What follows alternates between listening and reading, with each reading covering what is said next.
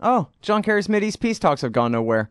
Hey, I'll Scott Horton here for the Council for the National Interest at councilforthenationalinterest.org. U.S. military and financial support for Israel's permanent occupations of the West Bank and Gaza Strip is immoral, and it threatens national security by helping generate terrorist attacks against our country. And face it, it's bad for Israel, too. Without our unlimited support, they would have much more incentive to reach a lasting peace with their neighbors. It's past time for us to make our government stop making matters worse. Help support CNI at councilforthenationalinterest.org. All right, you guys, welcome back to the show. I'm Scott Horton. This is my show, The Scott Horton Show. Our first guest today is Abigail Hall. She is a research fellow at the Independent Institute. That's independent.org. Of course, that's David Thoreau, Robert Higgs, Anthony Gregory, Robert Stinnett, the great Independent Institute there, independent.org. Abigail Hall, she is a research fellow there, a PhD candidate, and the JIN fellow in economics at the Mercatus Center at George Mason University, which I think I pronounced wrong. Welcome to the show, Abby. How are you doing? Fine. Thank you for having me. Well, really appreciate you joining us. And how do you say the name of that center again? It's the Mercatus Center. Mercatus Center. Okay, well, I should have. I've heard of it before, but I never did remember how to say it. All right. Well, anyway, so, yeah, you got this great study here at independent.org. It's the Independent Review, edited by Robert Higgs, of course. And it's co-authored with our friend Christopher Coyne, Professor Christopher Coyne, and it's called Perfecting Tyranny, Foreign Intervention as Experimentation in State Control. I think everyone in the audience, right? We all think of James Madison. The instruments of foreign war become the instruments of tyranny at home. So this is a full-scale study here. The PDF file is... Oops, I had it here. It's 26 pages long. So you guys really went in depth, and I think you say in your introduction here, you really focused on two specific, examples, and then went at those in depth, and that would be domestic spying as well as the militarized SWAT teams at the local police level. So I guess you just take it from there and pick up one then the other. Sure. So we start off the paper actually with a quote from Mark Twain, where he's talking about this hypothetical great republic. And the point that he makes about this republic is that they had been going out, engaging in all different types of foreign interventions, and that eventually what winds up happening in this great republic is that they wind up suffering these same kinds of impositions that they tried to place upon other people. So the phrase that he uses is that they've been trampling upon the helpless abroad, and they had been conditioned to endure with apathy the like at home. So what we're looking at is, what if this great republic that Twain is talking about is actually not hypothetical, but what if this is really true? What if the foreign interventions which the U.S. and other countries are engaging in don't just have the international consequences that people typically think about, but also have real far-reaching domestic consequences?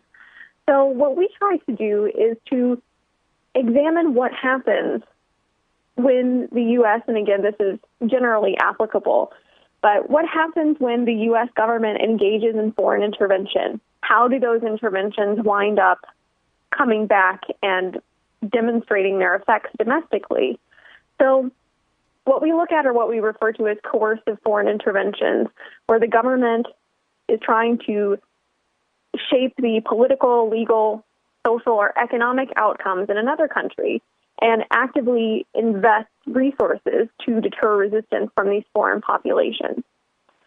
So what we look to do is we come up with what we refer to as the boomerang effect, which illustrates how the foreign intervention allows government to expand their social control techniques abroad and then implement those domestically. So if we think about what happens when the U.S. goes abroad, they're not as restricted as they are domestically.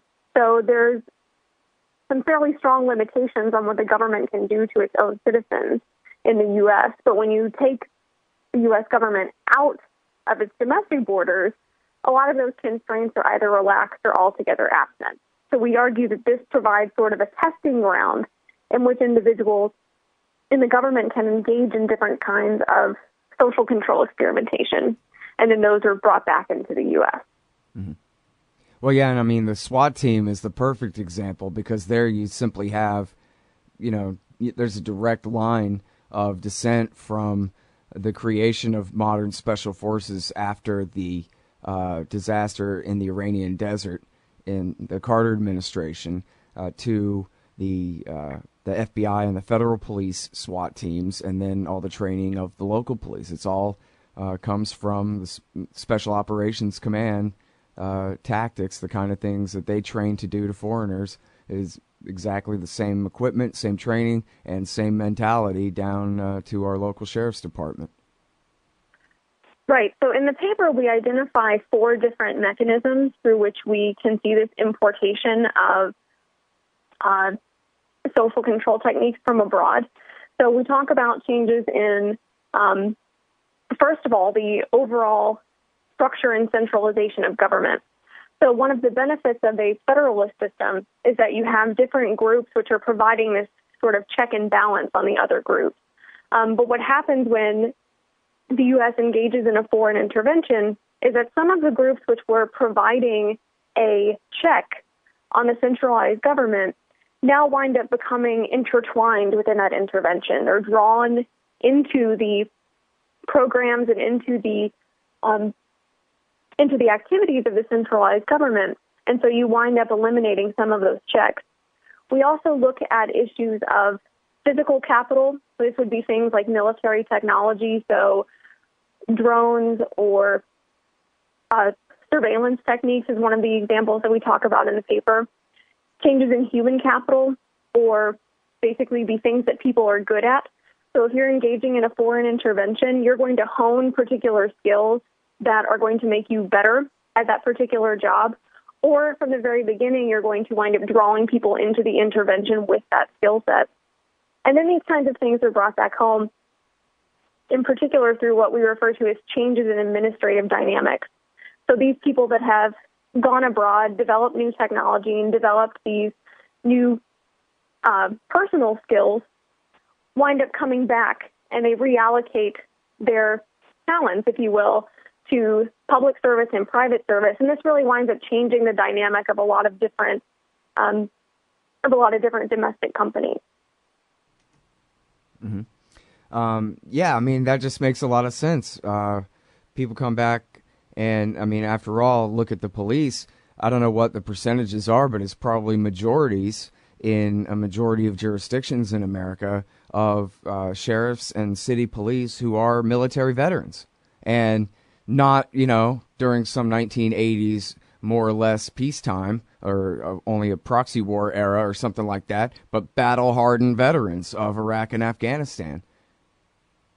So there's definitely a lot of crossover in terms of former military veterans who now engage in policing activities. I'm not sure of the current domestic numbers. The military actually doesn't report the civilian occupations of its members.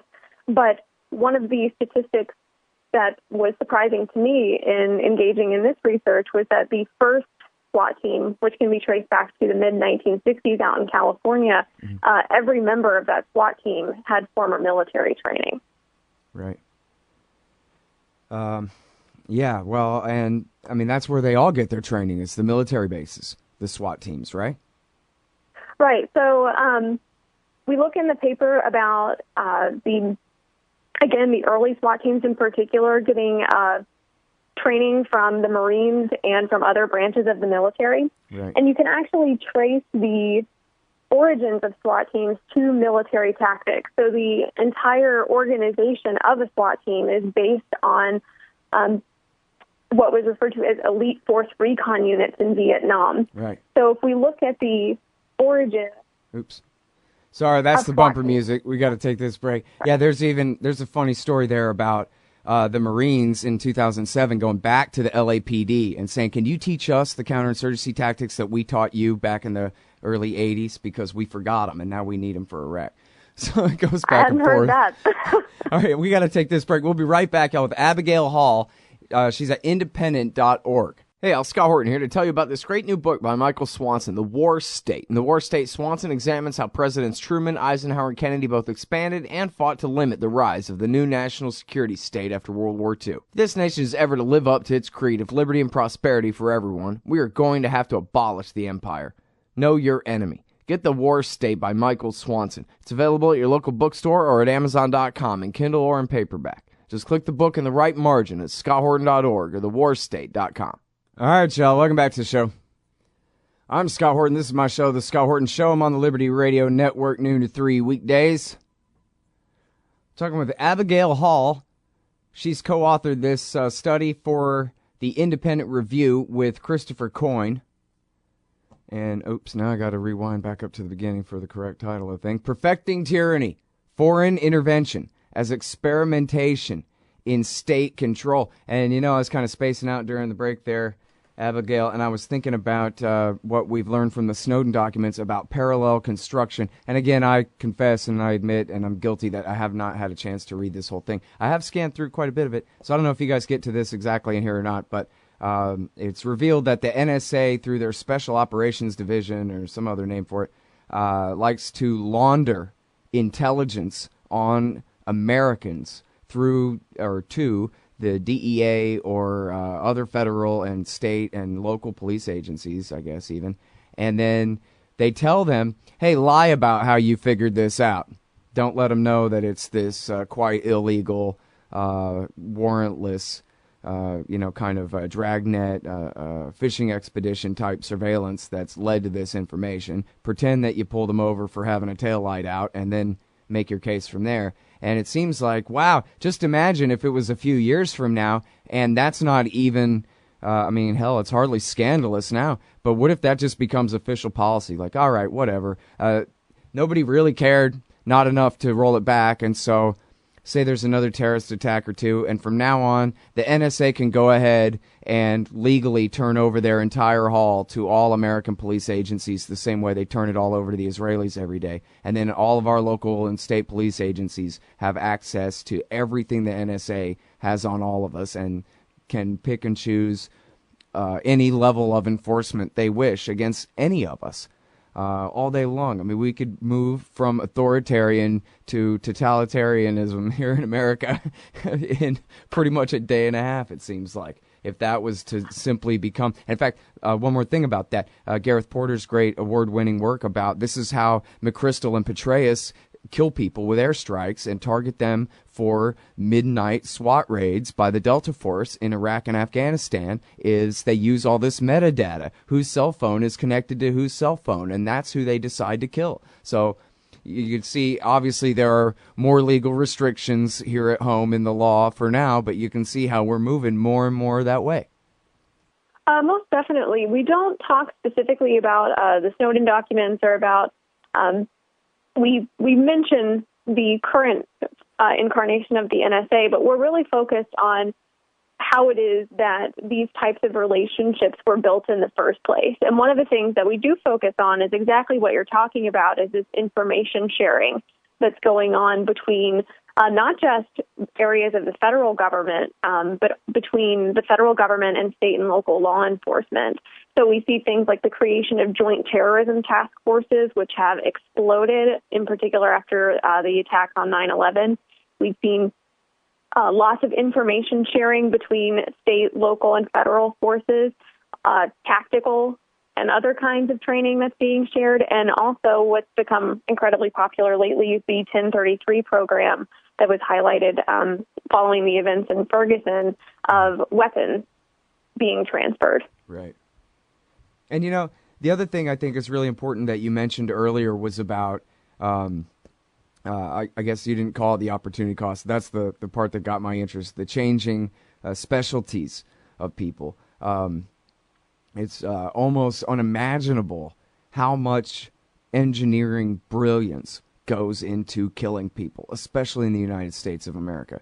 And to think about, if we just, you know, never mind a completely libertarian society or anything, but if we could just be a normal country in a normal time for a minute, I think we would be shocked to find out just how powerful all that intellectual capital is that's been diverted from, market purposes, like, I don't know, figuring out better ways to distribute food to hungry people or something like that, education to the needy. And instead, they're like locked down in a basement all day long, designing and redesigning a gun for an armored personnel carrier or whatever madness just to destroy.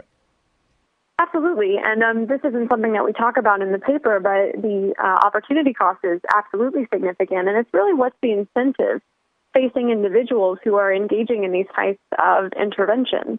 So one of the things in economics that we talk about is entrepreneurship, and what you're talking about is what is often known as constructive versus unproductive versus destructive entrepreneurship.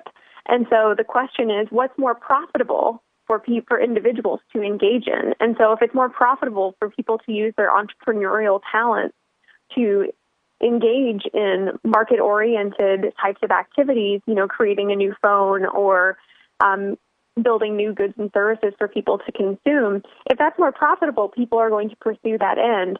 On the other hand, as you were saying, if it's more profitable for people to design a new type of weapon or a new form of surveillance, then that's the kind of activity that people are going to be directed into. Mm-hmm. Yeah, and speaking as a paranoid who's been really kind of freaking out about all the surveillance state, NSA Unleashed stuff since I was a kid, at this point, it seems like, it's all the worst nightmares come true. And it was so obvious from back then that there's so much government money behind the R&D for this stuff that, like, for example, biometric identification of people, which was just an idea that people talked about 25 years ago. It was pretty obvious that, they're going to get this perfected as fast as they possibly can because the government has made it a priority. That, forget competing in the market. If you're, one of these level 35 computer genius types, you ought to be working for the Pentagon right now, helping develop iris scanners. And there's profits to be made there that you can't beat in Silicon Valley. Absolutely. And then you have individuals who not only are doing that, who not only engage in those types of things, but then figure out ways to market their other ideas to the government. So if you actually go back to the origins of the NSA, for example, and this we talk about extensively in the paper, there was a man named Captain Ralph Van Diemen who actually was engaged in the U.S. occupation of the Philippines. This is all the way back in 1898. And as part of that assignment, he was responsible for really quashing the resistance to the U.S. occupation in the Philippines. Mm-hmm. And the way that he and his colleagues went about this was engaging in really intensive surveillance tactics, getting people blacklisted, ruining their reputations, following people, telegraph tapping. And what wound up happening is when he returned to the U.S., he thought, hey, this is a really great idea, not just to use in the Philippines, but to use domestically. And he was a real champion, if you will, of setting up an intensive kind of security organization within the U.S. So the point's definitely well taken, and it's absolutely something worth thinking about. Yeah, well, and I'm pretty sure that's what Mark Twain was referring to, since he, I think he had started out supporting the Spanish-American War, but then when it turned to conquering the Philippines, he figured it out real quick and joined up the Anti-Imperialist League and all of that. So he was, our guy back then. And that this is exactly what he was talking about, is just this kind of thing. Absolutely. Yep. And, that's what we need now is an Anti-Imperialist League. I'm thinking with a gigantic portrait of Mark Twain hanging in the background all the time. Some giant auditorium full of millions of people. Anyway. I like it. All I need is billions of dollars, and I can get the millions of people together. It'll be easy. If only. Yeah. I will say one of the things from the paper, though, because when we kind of got through the end of the paper, we were feeling really kind of like Debbie Downers of like, is there really nothing that we could do? And one of the things that we were thinking about is, why is it that some interventions wind up coming back and really eroding civil liberties, and others appear not to? And one of the things that we point to is the attitudes of citizens of the country whose government is engaging in the foreign intervention. So if U.S. citizens have a real aversion to a particular type of activity, then this could be a way that such interventions would wind up at least being a slower incursion, even if not eliminating it completely. Right. Yeah, that's a very important point, too, that, ultimately it really is up to us. And we saw a lot of backlash from Ferguson, a lot of people really surprised to find out all of a sudden just how militarized things had gotten from those images. So maybe right now we have a real window of opportunity to make our voices heard, along those lines. Great work here. So. I really appreciate it, Abigail. Thank you very much. That's Abigail Hall. She's at independent.org. Wrote this with Christopher Coyne, Perfecting Tyranny.